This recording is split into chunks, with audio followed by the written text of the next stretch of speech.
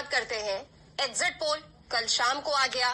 तमाम जगहों पर मध्य प्रदेश में बीजेपी अपनी सरकार बनाते हुए नजर आ रही है। तो शुरुआत भी हम यहीं से करेंगे कि मध्य प्रदेश में शिवराज सिंह चौहान ने बड़ा बयान दिया है, एक बड़ा स्टेटमेंट दिया है कि हम तो पहले ही कह रहे थे कि मध्य प्रदेश में बीजेपी की सरकार बन रही है।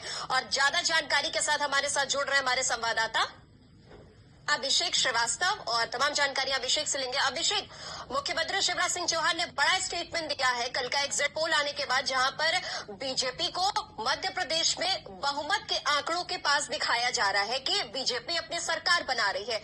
तो शिवराज सिंह चौहान ने बयान दे दिया, स्टेटमेंट जारी कर दिया है कि हाँ भाई, मध्य प्रदेश में बीजेपी अपनी सरकार बनाने जा रही है, जिस पर कांग्रेस का ये कहना है कि बीजेपी की ये साजिश है कि एग्जिट पोल में वो अपनी बढ़त दिखाते हुए नजर आ रहे हैं, बल्कि ऐसा कहीं कुछ भी नहीं है ग्राउंड पर। देखिए, एग्जिट पोल आने के बाद मध्य प्रदेश की राजनीति गर्मा गई है। सभी अपने अपने दावे कर रहे हैं। जिस प्रकार से सीएम शिवराज सिंह चौहान का बयान आया है, उन्होंने कहा है कि वह 160 से ज्यादा जगहों पर गए, उन्होंने सभाएं की हैं, रोड शो किया है और ग्राउंड रिपोर्ट्स उनके पास लगातार आ रही हैं। फीडबैक जो आया है वो ये बताता है कि स्पष्ट बहुमत भारतीय जनता पार्टी को मिल रहा है और एग्जिट पोल को लेकर भारतीय जनता पार्टी के नेता काफी उत्साहित हैं और वे साफ तौर पर कह रहे हैं कि एग्जिट पोल बता रहा है और ग्राउंड रिपोर्ट्स भी यही है।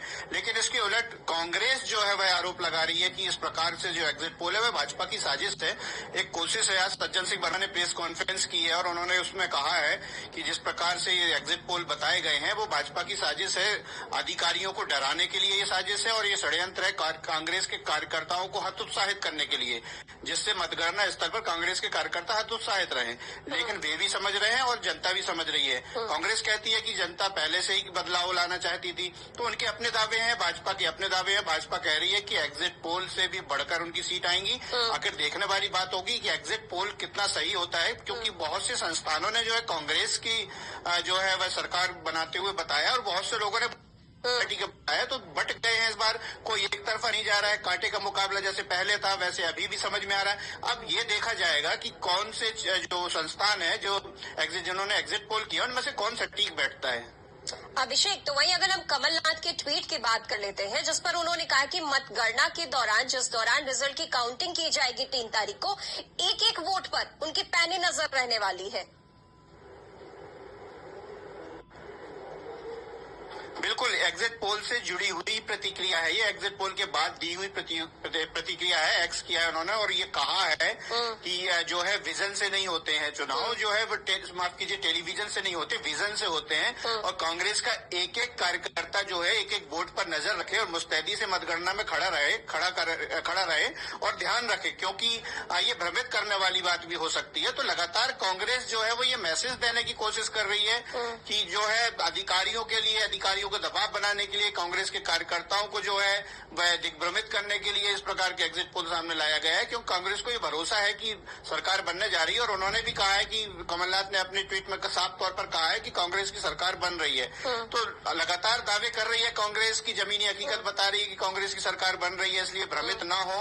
तो ये कोशिश है, चूंकि मतगणना है, मतगणना में कांग्रेस और भाजपा और अन्य दलों के कार्यकर्ता वहां मुस्तैदी के साथ खड़े रहे। इस प्रकार नेता जो है वो उन्हें संदेश देना चाहती है कि हतोत्साहित ना हो, अभी किसी की जीत हार नहीं हो रही है, असली रिजल्ट तो 3 तारीख को आएगा और 3 तारीख को ही फैसला होगा। तो कार्यकर्ताओं का मनोबल बढ़ाने के लिए कमलनाथ ने इस प्रकार का ही एक्स किया है। जी, तो अभिषेक, इसी कड़ी में कमलनाथ ने ये भी कहा है कि भाजपा सत्ता लूट करना चाहती है, लेकिन इस बार कांग्रेस उन्हें धूल चटा देगी।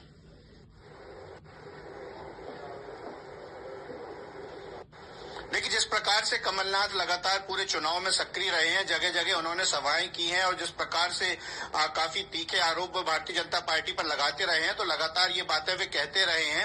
अब चूंकि एक प्रकार से आत्मविश्वास कहें इसे या विश्वास कहें, कांग्रेस बहुत ज्यादा कॉन्फिडेंस में इस बात को लेकर है कि उनकी सरकार बनने जा रही है और जिस प्रकार से ग्राउंड रिपोर्ट्स उन्हें मिली हैं तो वो यही बताती हैं कि कांग्रेस बहुत अच्छी स्थिति में है।